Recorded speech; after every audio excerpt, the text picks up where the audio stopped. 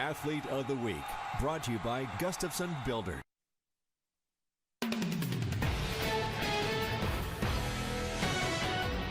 Good evening, everybody. Tomorrow night, the Red Cloud and Bellevue girls basketball teams will meet up in Hot Springs for a SODAC 16 showdown. Now, the winner earns a spot in next week's state tournament. Kennedy Friday has helped the Crusaders turn in an unbeaten season. Andrew Lynn takes a closer look at our Gustafson Builders Athlete of the Week. It's never been a question whether Red Cloud's Kennedy Friday is giving her all. I know I can try my best every second that I'm out there. I go until I can't breathe anymore. So I just go and go and go, and then I get a sub, and then come back and go even more. Friday has made her second season with the Crusaders and is making the most of it. She came in as a transfer before the start of last year and immediately fell in love with the family atmosphere. Head coach Matt Ramos says her approach is contagious. When you bring that kind of mentality and then you're like saying those things to other people, then I think it helps the other people like to feel, all right, you know, this is what it's about, trying to find a way to win. The girls that we have this year and like how much we all love each other and care about each other on and off the court is what makes us great. Because like if we're able to communicate with each other off the court and be friends and besties and eat lunch together and stuff like that, then it's easier on the court. Team chemistry is definitely what fuels the Crusaders, but without a friend in Friday and a smile to go along with it, Red Cloud is not the same, and her teammates know it.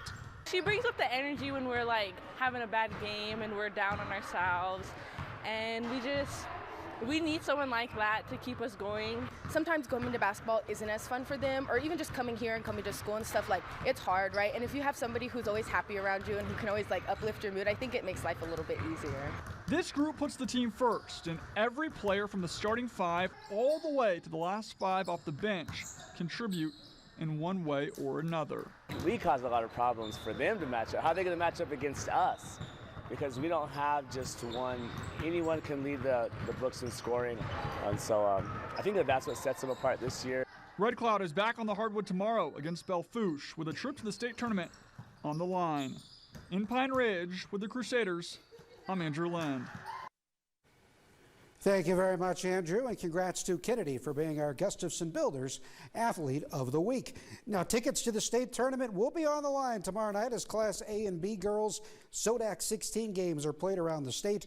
21-0 Red Cloud and 16-4 Bellevue tip things off at 6:30 tomorrow night at the Hot Springs High School. Also in Class A, 14-seeded Hill City takes on a 3rd-seeded Flandreau. That game ticks off at 6 o'clock our time in Chamberlain.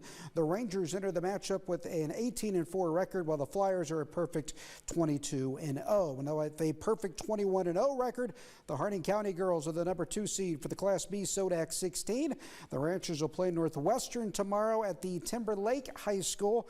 That game tips off at 5:30. 18-4 Wall is seeded 5th and will square off with Coleman Egan tomorrow night at the Stanley County High School. So going to be fun tomorrow night, Jack. Class A and B girls SODAC 16 games played. The winner of these games go to the state tournament. On Friday night, we have the AA SODAC 16 girls game. Central and Stevens squaring off over at the Stevens High School. Spearfish also at home to take on Aberdeen Central. Those winners head to state, and then Saturday is the boys SODAC 16 games. What's coming up tonight, Vic?